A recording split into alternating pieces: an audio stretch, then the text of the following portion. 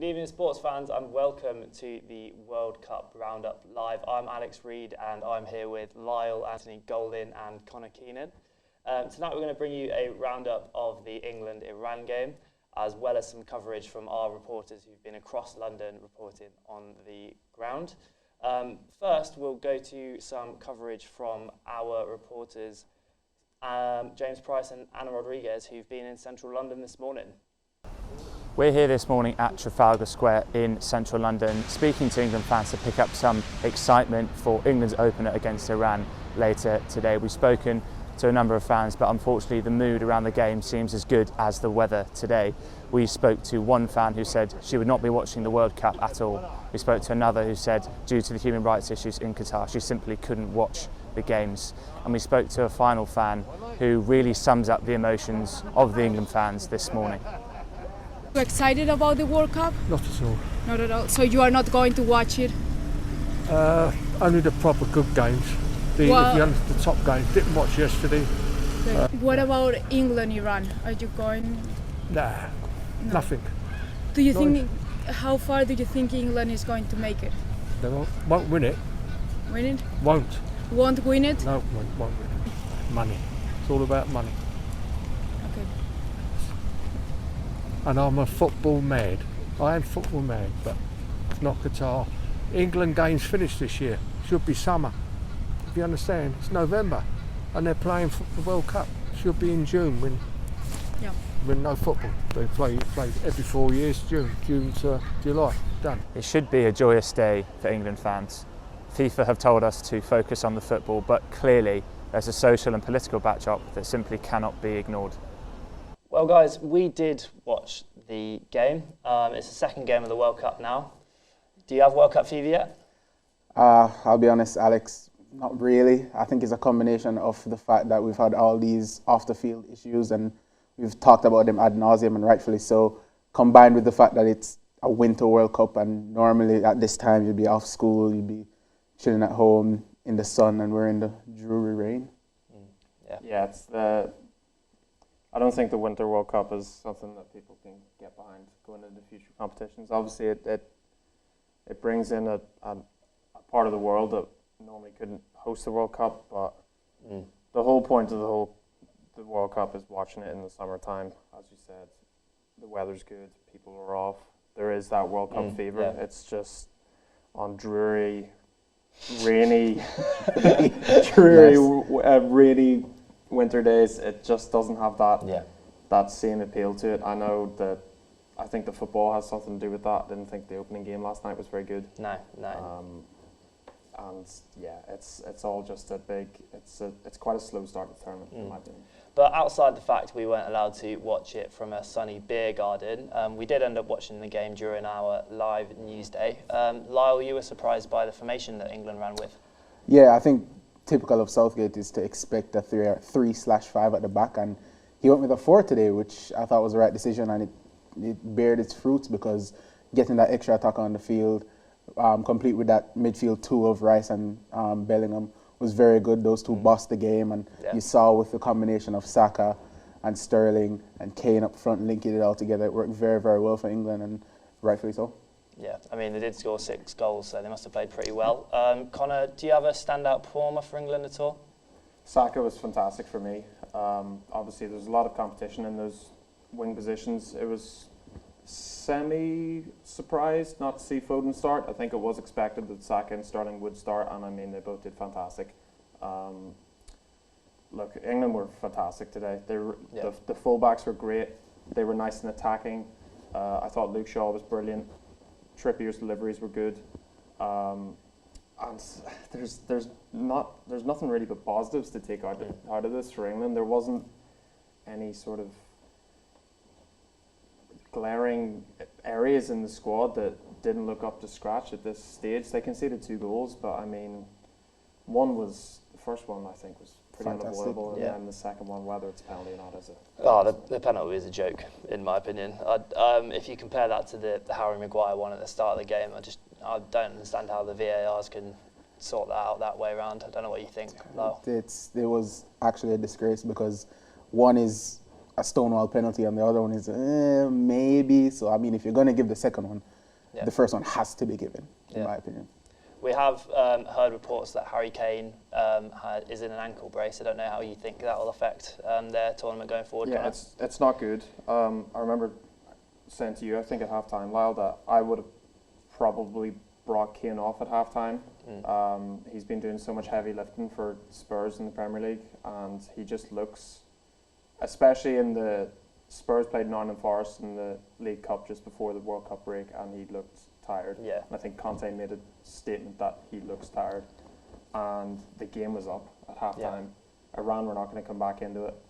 I was surprised that he left him on, and I think he took him off a little too late, especially after he, like the injury that he suffered in that tackle did not look nice. It looked a bit awkward.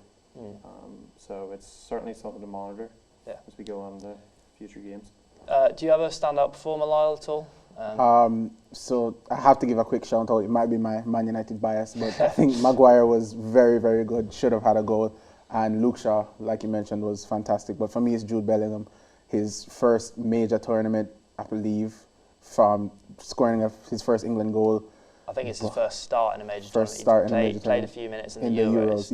Yeah. But he absolutely bossed it. Like I said earlier, he complimented Rice so well, and I think he shone as he should. Yeah.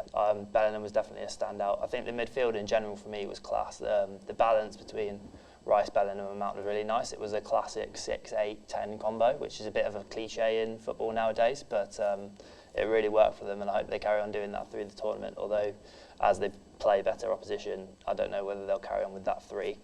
We've spoken a bit about Iran. Connor, how do you rate their performance? Yeah, it was really disappointing.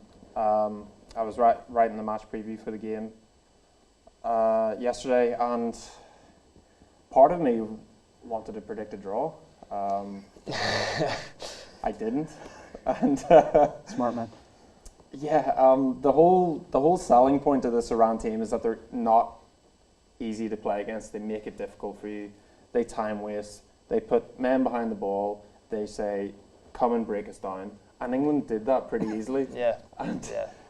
Once the second went in, you could just see all the energy. The heads dropped from the Iran players, and it could have been any score really. Especially at the latter stages of the first half, Iran players weren't pressing at all. They were walking, and as a result, England players were walking, and it was just really low energy. I was actually surprised that in the second half that England kept going to the level that they had been in the first half, but I think that was mainly through fresh substitutes. We saw how many goals they got off the bench, but yeah, a really disappointing start for Iran. The goal difference took a major hit, so if they want to make a surprise entry into the round of 16, they've made it very difficult for themselves. I really can't see that at all. You spoke about the pressing. I think one of the things that Iran got wrong is they were sort of in between. They actually did end up getting high up the pitch when they didn't have the ball, but rather than aggressively pressing the players that were on the ball, they were just sort of standing around them, which doesn't work. I feel like you've got to be either up there and pressing really hard, or in your own half and sitting, and then going and attacking the ball when you're going for a ground duel. But they didn't do those things. They were just sort of in the opposition half, and it sort of tired them out. It looked like they weren't really at the races for the majority of the game. I think they were really poor in the wide areas, especially. The wing backs got so much joy for England up and down the left and right hand side. I think that made it easier for players like Saka to do well as well, because they were so poor on the ball in their own half, Iran. But yeah, we spoke about predictions, or at least you mentioned them. And the Sports Gazette have had reporters all around London at fan zones across the city. In fact, Lyle was actually at St Mary's University, where he made an interesting prediction earlier on today. It's a rainy afternoon here in Twickenham at St Mary's University. We're right here in the student cafe where people are drooling in and out watching the World Cup as England take on Iran.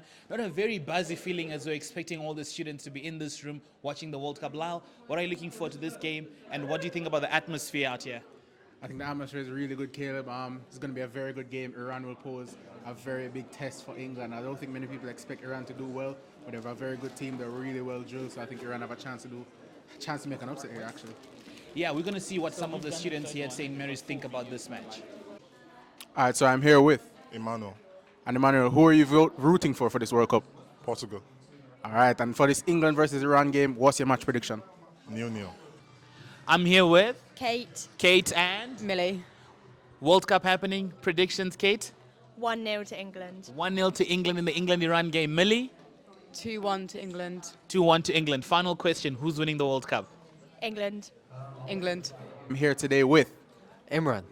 and Imran. Who are you supporting for this World Cup? This World Cup I'm supporting my home country, Morocco. Lovely, man. And just on the England versus Iran game, what's your score prediction?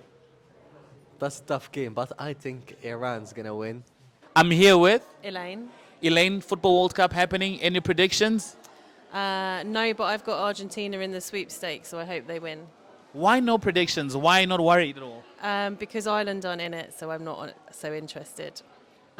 It's 35 degrees in Qatar, rainy Twickenham. That hasn't dampened the mood as we see people out here watching England versus Iran. It's going to be a great tournament. We've had to wait a little bit longer for this one, but I expect that it's going to be fantastic from both teams. Talking about great tournaments, Lyle, prediction, England-Iran? I'm going for the upset. I think it's going to be Iran 2-1. He calls Iran 2-1. I'm calling England to win it by 2-0. It's Caleb and Lyle for the Sports Gazette. Lyle, talk us through that prediction then.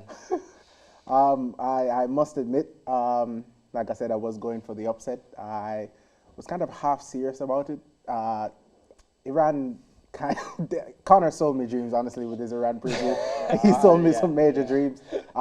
Deep down, we kind of all expected England to win, but you know, for the content, I had to go for the underdog, and I'll be rooting for the underdog all tournament, honestly. So, yeah. Connor, you are the director of something we like to call Fraud Watch at the Sports Gazette. Is this man going to be in there at some point? Oh, at some point along the year, almost certainly. But for this, it's hard to call someone a fraud for predicting the underdog. Well, the whole point of the underdog is that you buy the stock low and then it rises. But does the differential of the scoreline not sort of come into this? But I'll allow it for the sense that you said you did it for the content. I'm not sure I believe that. But I will give you the benefit of the doubt. But as I said just before the clip, I did think if it got to 0-0, if it got to halftime at 0-0, I did think Iran had a chance. But the moment the first one went in, it just didn't look good. And I was really disappointed. England were great, but I think Iran were really poor. And I think they'll be really disappointed in their performances. They were very poor, yes. We did have other reporters throughout London in fan zones, though. Specifically, Mike and Dan, who are in the Richmond fan zones, trying to get the reaction of some England fans over there. So I'm here with Mark at the Richmond fan zone, and we're just going to ask him a few questions before England kick off at 1 p.m. Mark, how different do you think this World Cup is going to be with it being in winter? I think there's multiple angles you can go from. I mean, we love a summer, and there's that aspect of being outside. I came for the Euros here last 2 years back. I just think it's almost like, at the moment, we're kind of pandering to the ideas and the corruption that's sort of going on within the sport. I know they brought out a series on they brought out like a short series on Netflix regarding, you know, what's happening in regards to FIFA. And you have to ask yourself the question: if there is corruption, is it really appropriate? Like, is it appropriate having it in Qatar? I think the World Cup should be inclusive to everybody, and I think that everybody should have equal opportunity to host. But based on the premise that this has been brought forward, or the premise or the basis has been actually put together, it's like, it doesn't sit well. It doesn't sit well. I mean, I'm always positive. I love my football, and whether it's summer or winter, it's neither here nor there. But sometimes change is good. But it seems to be all stemmed towards one thing, and that's money. Mark, a lot's been made of the political backdrop in Qatar. How do you feel about the whole World Cup being hosted there? I think they haven't differentiated between inclusiveness in football and your own cultural or religious views. So if you're going to host a World Cup, you need to be accommodating to everybody and all of everything in general. I know that in Qatar that there are religious angles, and there are certain types of people that are not accepted. there's aspects there that are really sort of negative. I think that if you're a homosexual male or female, if you identify as whatever it is that you identify as, you should be made welcome, 100% be made welcome. And I think if you are going to host a World Cup of this stature, you need to have inclusiveness, and I think it isn't there. I read before that we were going to wear the One Love armband. If it were me, I'd wear the armband. I'd take the yellow card if they asked me to escort me off. I don't think it's a political statement to upset other people. It's a political statement to make the World Cup what it is, and that's inclusive for everybody. Top scorer, I go Kane. Yeah. Dark horses, Uruguay. And player of the tournament, Neymar. So, player of the tournament? Player of the tournament, Mbappe. And the winner? It's got to be France. Dark horses? Dark horses, I think, will end up being Croatia. And the top scorer? Top scorer, I'm going to go with Harry Kane. Come on, England! Back at the Richmond fan zone, we're going to get some quick fire answers. So, lads, I want to know who's going to win the World Cup this year? Argentina. England. And I want dark horses as well? Holland. Dark horses. England, because it's coming home. Top scorer? Harry Kane. Harry Kane. And the player of the tournament? Harry Kane. Mbappe. Full time, 6-2, England beats Iran in the first game of Group B. We are here in central London outside the Fan Park for meeting one of the fans and see the reactions as they come out of the game. Great start. You hate to see early goals if it's not for you. 6-2, lovely stuff. Yeah, it doesn't get better than that, does it? Ultimately, you want to get a good start to the tournament. No sort of rubbish results early doors, and obviously with Wales coming up third game in the group, I don't want to be going into that needing a win because they will batter us for sure. It's their World Cup final, isn't it? It's Wales' World Cup final. Unbelievable. I haven't seen England start a tournament like that for a while.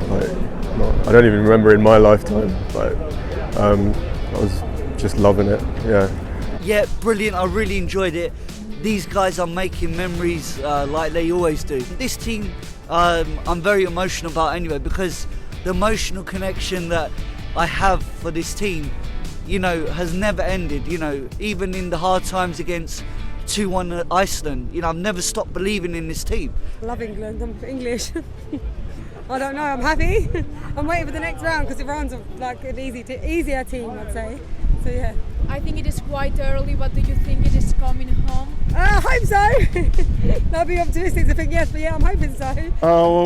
It was a bit unexpected, to say at least, because I predicted we would win the game, but I think it was too much. We were not expecting such a result, so it gives a bit of more hope that we can reach the finals and even win the World Cup. So I'm very hopeful for that. If it does come home, I don't think they realise how many lives they're really impacting in such a good way. They should carry on like this because they are impacting lives in a really good way, because they're making people smile, they're putting people off work. We'll batter USA, 100%. I'm going to say 3-0. Saka with 3 because he's in my fantasy team. And then who knows with Wales. We might lose that one, but hopefully we can just rotate, rotate, and then we'll see who we get. But I back England all the way. Well, there was some entertaining content in there, some very drunk England fans throughout the day. None of the fans were that close on their score predictions, though, lads. Obviously, one of them said 4-0, but there's not a lot of predictions of 6-2. I didn't think. The scoreline was honestly quite mad. So I would have paid someone quite a lot of money if they got that 6-2 off the bat. But yeah, like you said, very entertaining stuff, and that's how it should be, proper drunk English culture, right, Connor? Yeah, you sound surprised when you say drunk football fans. Just because the World Cup isn't in the summer, I mean, fair play to them. In my opinion, booking off a Monday afternoon in November instead of the normal June time is fair play to them, in my opinion. What do we think some of the excuses for not going into work would have been? I have no idea, man. Sickness, family emergencies. The football's on. Deal with it. Yeah. I was loving some of the Budweiser bucket hats in that video of Rana and James as well. I was thinking it was easy to spot who was at the fan zone and who wasn't because they're all wearing stupid hats. But what did we think of that one particularly emotional fan? They've only beaten Iran. This is so good, man. The content. Yeah, as an Ireland fan, if Ireland were in the World Cup and we beat Iran, I'd probably cry. But we don't have a team to the quality of this England team. So, I mean, yeah, a few beers does that to you. I remember my first one. Yeah, so do I. I won't lie, I have cried at an England game before, and I will probably cry at one later in this tournament if it goes how I think it's going to go. But yeah, although the fans were happy today, we would be remiss if we didn't talk about some of the wider context around the teams in this game, include i.e. Iran, and some of the things that are going on in Qatar at the moment. Connor, you wrote a piece about the protests in Iran recently that's up on the Sports Gazette, and go check it out, it's a very good one. Could you just give the premise of that and do a little bit of coverage for all of the viewers at home? Yeah, so it's a difficult one with the context in Iran. Essentially, Iran is ruled by an authoritarian regime. There was a woman in Iran back in September who was arrested by Iranian police because she was not wearing her hijab. She later died in police custody. Reports were that she was beaten in the back of a police van. Police refute this. They say that I can't remember the exact quote, but it was something along the lines of she suffered a sudden heart problem and died. Obviously, the people of Iran were not happy with this. I think they're tired of the regime. They've started protesting since. Protests have gone on ever since her death, and they've been met with force from the Iranian government. And the players are in a difficult position because it's a tight ship in Iran. It's almost North Korea-like in the sense that the media is controlled, the people are controlled, and they don't have the freedoms that us three have sitting at this table. So the people of Iran really rely on the team as a way of protest, and they did that today. I don't know if people noticed, but during the national anthem of Iran, none of the players sang the anthem. Yeah. We saw in a previous friendly against Senegal during the summer, during the national anthem, none of the players sang the anthem, and they kept coats on over their shirts as a sign of protest. To a lot of people in Iran, that's not enough. Yeah. They need to be using their platform to heighten the protests even more. But as I said, the players are in a difficult situation because we don't know the pressures on them. Yeah. We don't know what's going on behind the scenes. We don't know how much pressure is on them from the government. Are they telling them what to say and what to do during matches? Are they specifically warning them not to do these things? This is all speculation. But the fact that they didn't sing the anthem today was a big thing. I think if they sang the anthem, there would have been a lot of unhappy people in Iran. And essentially, as part of the article, I spoke to Mohammed Tekhavi, former international of Iran, and he essentially told me that there's no connection between the fans in Iran and the football. There's bigger fish to fry, to use the cliche. Yeah. There's too much going on in Iran for the people of Iran to focus on the football, and they feel let down by a manager who doesn't champion their cause and a team that doesn't champion their cause. But at least they got a bit of a reaction today from the team not singing the anthem. Yeah, it's a powerful statement for sure. It was referenced on the BBC coverage. If we're talking about protests, one that's failed miserably and has been an embarrassment was the One Love armband. I don't know what you lads thought of it, but as soon as I saw the fact that England weren't going to wear it, I thought it was an absolute joke, to be honest. I don't know what you thought, Lyle. I mean, there was a very good tweet. I don't remember who was the author, but it said that something along the lines of if you're going to back out at the first sign of resistance, then your cause wasn't really a cause at the end of the day. And like I don't even get it, but in premise you're getting a yellow card for wearing the armband, supposedly. But even so, you have to take it on the chin if you're really about being championing this cause, then it should be at any cost. And it's honestly, it's a yellow card. I don't really see the reason why they would have backed out. And I think it's a shame that FIFA are continuing to be this awfully run and terrible organisation. It's a shame that the FA have backed out as well. I hate the old trope where they keep on going football and politics have to be separate, especially from Gianni Infantino when he called himself feeling disabled the other day. Well, he felt gay on Friday. Yeah, he clearly didn't feel gay today when FIFA outlawed this. No, exactly. I mean, to the point of the yellow card, I think that would almost heighten the protests. They say they accept the yellow card. My initial reaction was that this was an opportunity for the FA or one of the England players, i.e. Harry Kane, although this isn't his fault really, to show that they have a bit of backbone. The organisation would have been the only one out of, I think it was the 9 European nations that were going to do it. The FA would have been the only one to knock back out, but they folded like the rest of them. I think it's a bit pathetic, to be honest, because at some point football isn't as big as these sorts of issues.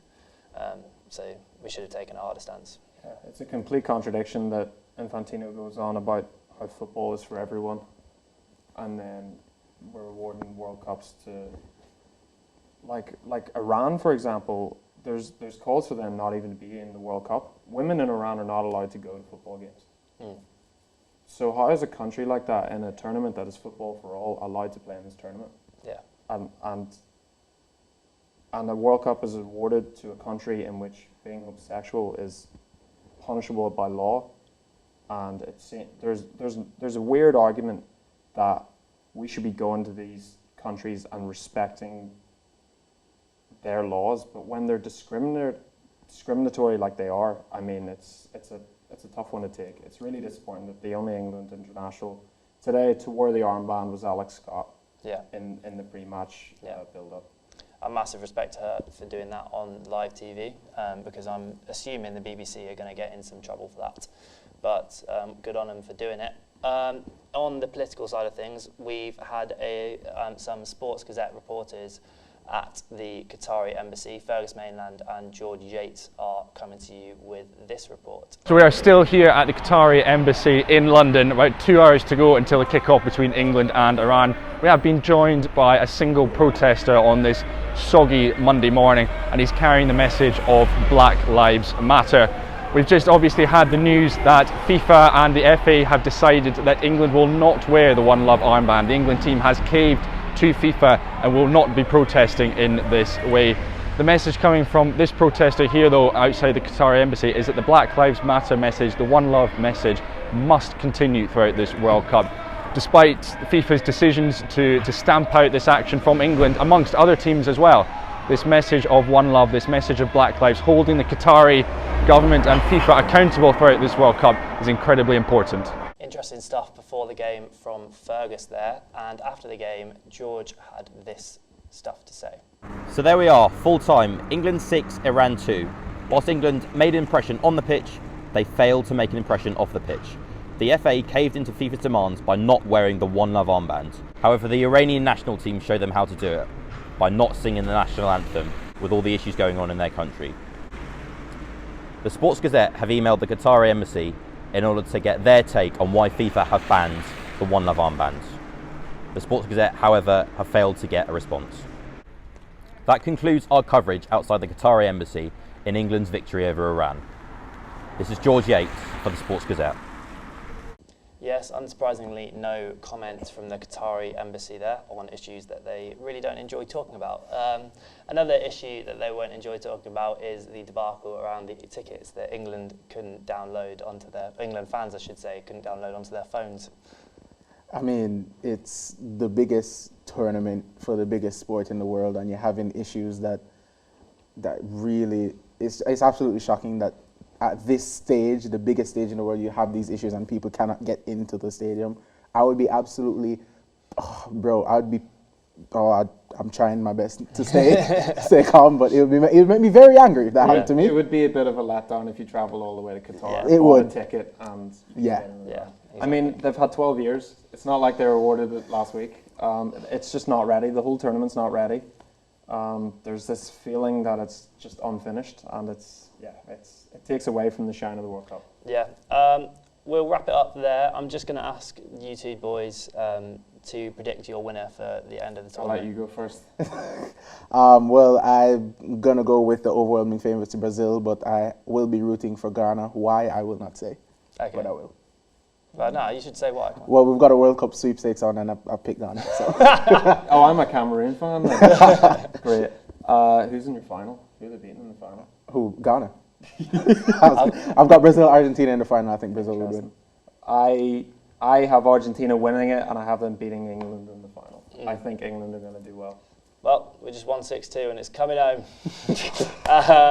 Thank you for watching tonight's World Cup roundup, and hopefully we'll see you next time.